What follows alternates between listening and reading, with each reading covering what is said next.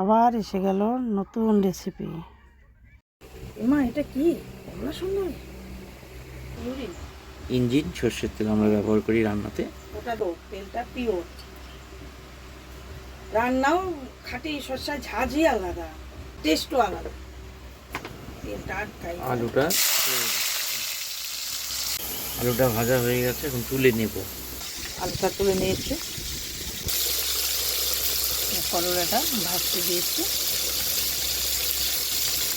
আজকে রেসিপির নাম আলু করলা সর্ষে পোস্ত।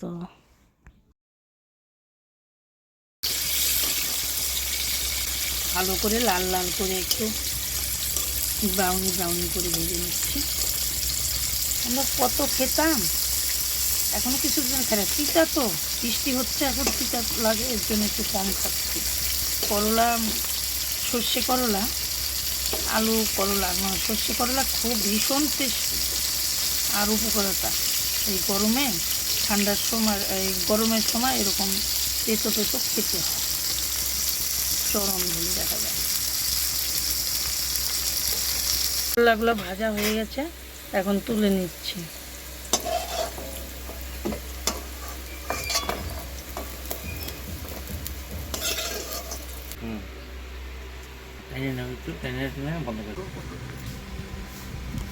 পরিমাণ মতো সর্ষে দিয়ে নিচ্ছি, 2 চামচ।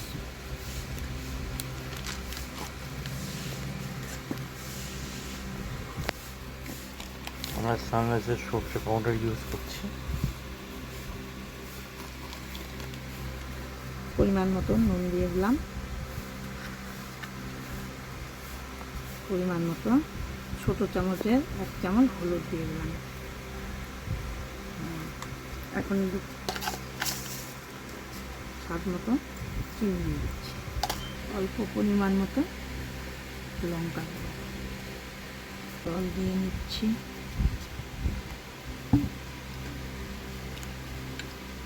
এখন ভালো করে নাড়াচাড়া করে পেস্টটা বানিয়ে নিচ্ছি।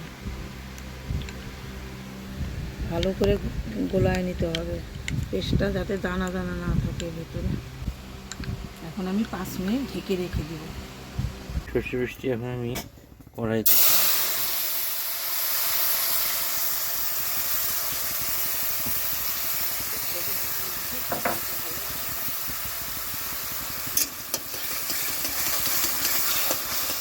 এখন নেড়ে চেড়ে নিচ্ছি। কষানোটা হয়ে গিয়েছে, কষিয়ে নিয়েছি। এরপর আলু এবং করলা ভাজা একে একে আমরা দিয়ে নেব।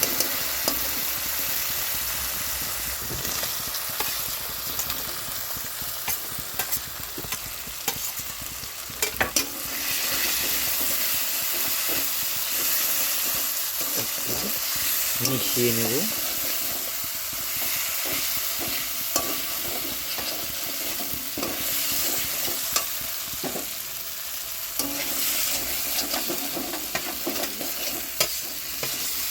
নেওয়ার পরে এখন করলাটা দিয়ে দেবো।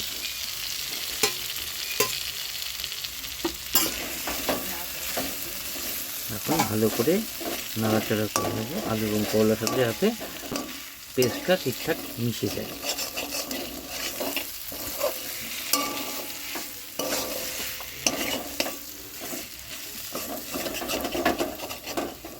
স্টিমটা একটু কমিয়ে দিয়েছি, নয়তো এই সময়টা লেগে যেতে পারে না। স্টিমটা কমিয়ে দিয়ে নেবেন আপনারা।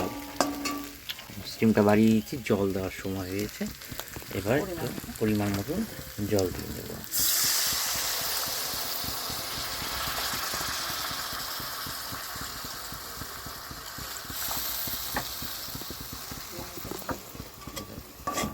নাড়াচাড়া করে এটাকে সেদ্ধ করে নেব।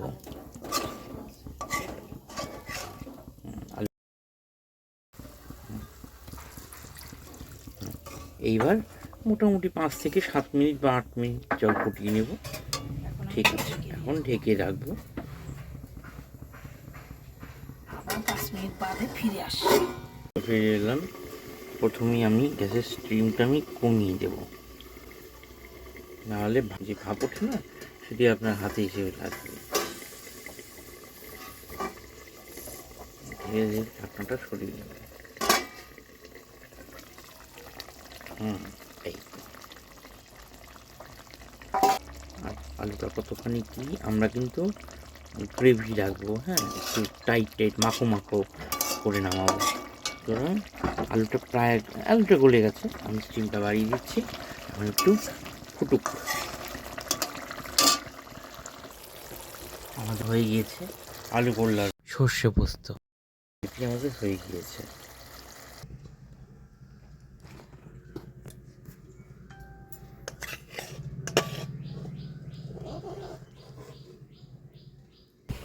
আমরা সকলেই জানি পোস্ত আমাদের পেট ঠান্ডা রাখে।